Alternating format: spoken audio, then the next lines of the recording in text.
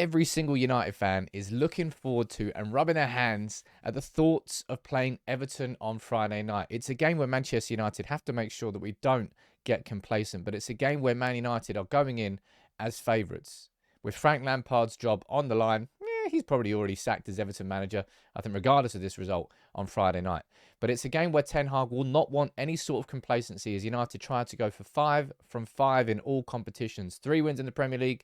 We beat Burnley in the League Cup. Can we do it against Everton on Friday? I imagine there'll be rotation. I'll run through all the team news and all the question marks around the team in this video. So make sure you please do. Just take a second now. Drop a like on the video. It makes a big, big difference.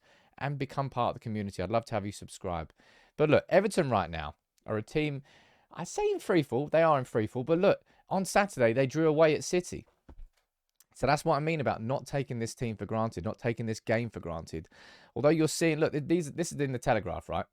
The Telegraph discussing new manager options. Lampard is reeling, he's on the edge, he's kind of past the edge. I think he's kind of done. I think the writing's on the wall now. And I don't particularly think a win or a loss or a draw against Manchester United on Friday night changes that. But United have to make sure that we take advantage of the fact that we are playing Everton at a good time. Not from both angles. Good time because we've won 4 from 4. We're flying right now in terms of form. The opposition hasn't been the most difficult, but we've been beating the teams in front of us. And now that we've got Everton on Friday, then the Charlton game on Tuesday in the League Cup, if we win that, we're into a semi-final. I think Ten Hag's going to have an eye on that, as well as the eye on the 2 games we've got coming up in the Premier League, City and Arsenal. Now, this was the team that we played against Bournemouth. And, of course, there was rotation and there was changes.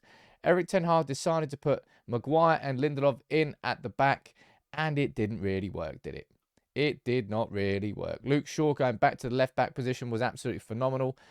Bruno, of course, out on the right. Van der Beek, of course, getting that injury. And there will be changes. So I'm going to run through what my predicted 11 is for this game. And look, Erik Ten Hag made wholesale changes to the defence and not particularly too much elsewhere. Although a little bit of a change in midfield. And I think he's going to do the same thing. But I think we're going to see Lisandro Martinez back in.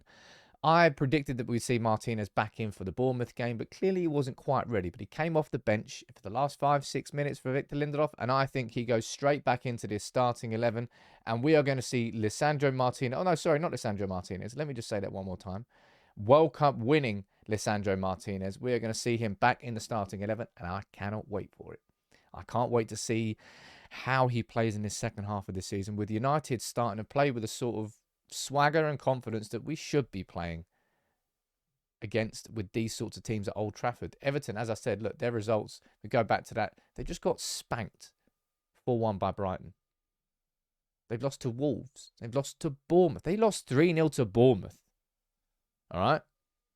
Well, you've just seen how bad Bournemouth are. They lost 4-1 to Bournemouth 4 days before. They lost 7-1 on aggregate to Bournemouth in 2 games. It's absolutely no wonder that Frank Lampard's on the verge of being sacked.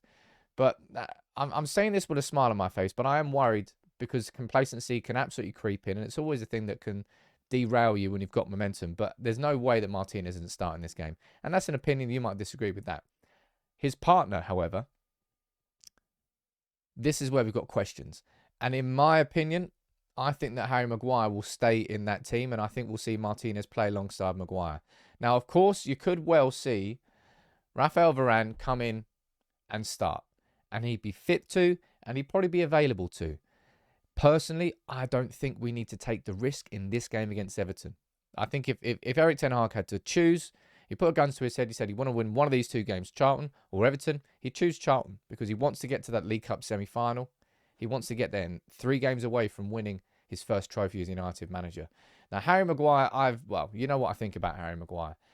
But I also think he would play significantly better alongside Martinez than he would play alongside Lindelof. Maguire and Lindelof, they exacerbate each other's problems. I don't want to see it happen again, but Martinez and Maguire, that's what I think is going to happen in terms of the back 4. And I also think we're going to see Diogo Dalot come into this team and come back in. He came off the bench against Bournemouth the last few minutes. I think he's going to be brought in, and I also think we're going to see Luke Shaw rested. So I'm going to put Malacia down there at left back. And that would actually be the back 5 that I think Ten Hag will go for. Malacia, he's got Martinez behind him, so he'll play better. Varane, sorry, I think will stay on the bench, and Maguire will play alongside Martinez. That'll make him play better, and it'll be good to see Diogo Dalot come back into this team. We've missed him. But Wan-Bissaka's played well, but I do think we've missed a little bit of attacking spark with Dalot in, and I think he comes in. Now, it's in midfield where I think the more difficulties are when it comes to rotation, because Fred, McTominay, none of them have the ability to play like Casemiro plays. I was supposed to have a picture of Casemiro here, but I completely forgot to put it up. What do you know? But Casemiro, there they are. I just pulled the wrong one up. Casemiro and Eriksen, in my opinion, inside this starting 11 are kind of irreplaceable. And that makes it difficult for Ten Hag to properly rotate without losing the tempo inside this midfield. So you're looking at the options up there. You've got, I think Eriksen will be taken out for this game. You've got Mainu, you've got McTominay, Fred and Iqbal.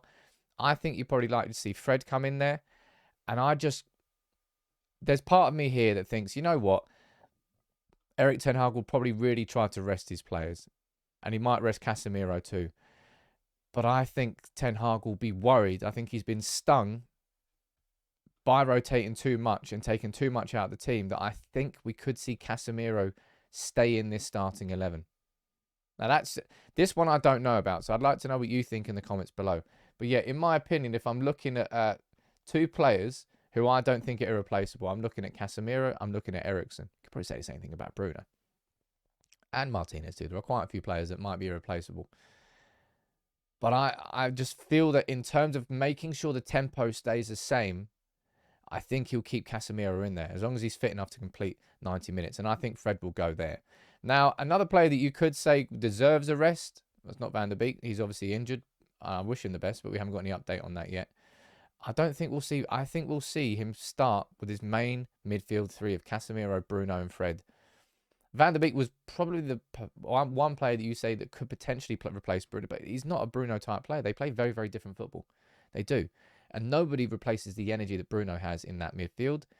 I think Ten Hag's going to keep all three in there. So you could say this is going to be a strong team. It will be a strong team. There's only minor changes that I'm going to be making to it. But I would go for Bruno, Fred and Casemiro as a midfield three. And in an ideal world, United are in cruise control, and you can see Fred come off for Mainu after 60 minutes because we're 3-0 up.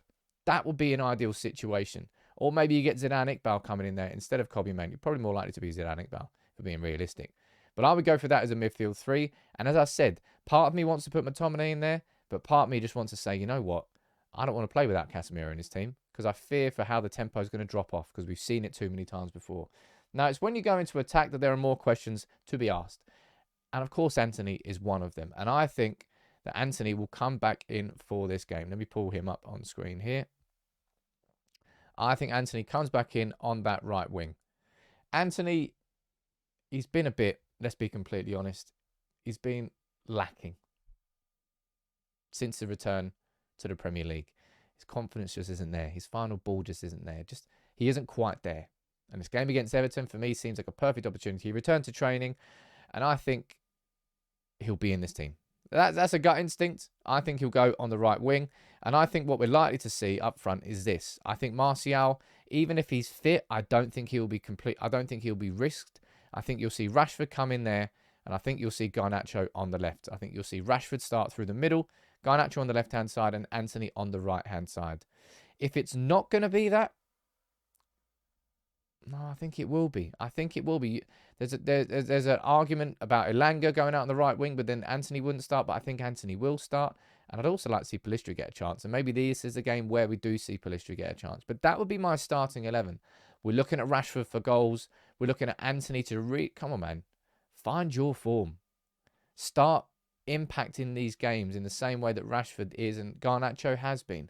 A back five there of De Gea, Madison and Dalot as fullbacks with Maguire and Martinez as the two centre-backs.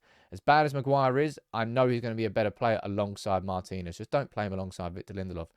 And I personally don't think we're going to see Bruno or Casemiro on the bench. I think both of them will start this game with Eriksen getting a rest. But what's your predicted 11? My prediction for this game is I have to look at Everton and go, you've got to be beating a team here that lost 4-1 away at Bournemouth. They lost 3-0 away at Bournemouth in the league and the League Cup. Yes, they got a draw away at Everton at City though, so they are not a team which is abysmal, but they're a team this probably the last game before Frank Lampard gets sacked. We've got to take advantage of that. So I'm going to go for a 3-1. Right? I think we'll concede. Maybe we won't concede. Maybe we haven't conceded a goal at Old Trafford since, I don't think, Arsenal and Saka. We've got 4 wins in a row without conceding. Can we make it 5? I'd love us to do it. 5 clean sheets. But I'm backing us to win. I'm backing us to beat Everton. And I'm doing that because I've got an air of confidence about this team. I worry about what happens when you take Casemiro out of it. I think Ten Hag worries too. And I don't think he'll be taken out of it. I think that's exactly why he'll keep him in, to try and maintain tempo. But what's your prediction of the 11 and the game itself? Let me know what you think in the comments, and make sure you subscribe to United People's TV. But let's hope we can make it 5 from 5. Loving watching United at the moment.